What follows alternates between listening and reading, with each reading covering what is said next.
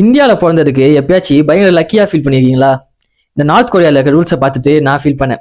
ஏன்னா north கொரியாவோட government தான் அவங்களோட சிட்டிசன் ஒருத்தரும் எப்படி இருக்கணும், என்ன மாதிரி ட்ரெஸ் போடணும், என்ன மாதிரி முடி வெட்டணுன்ற வரைக்கும் எல்லாமே அவங்க டிசைட் பண்றாங்க.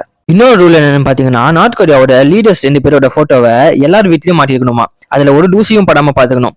வீட்டில் ஃபயர் ஆக்சிடென்டே நடந்தா கூட அந்த 2 போட்டோவை தான் ஃபர்ஸ்ட் காப்பாற்றணுமா. அதை கூட விடுங்க, டிசம்பர் மாசம் நார்த் கொரியாவில் ஒரு லீடரோட டெத் ஆனிவர்சரியா. அதனால டிசம்பர் மாசம் அந்த ஊர் மக்கள் யாரும் சிரிக்கவே கூடாதான். அப்படி சிரிச்சு மாத்திக்கிட்டாங்கன்னா பனிஷ்மெண்ட் தான். நம்ம கிட்ட social media platforms Vijay TV, Sun டிவின்னு 1000 கணக்கில் சேனல் இருக்கு. ஆனா அங்க டிவி சேனல் கூட வெறும் 4 தான்.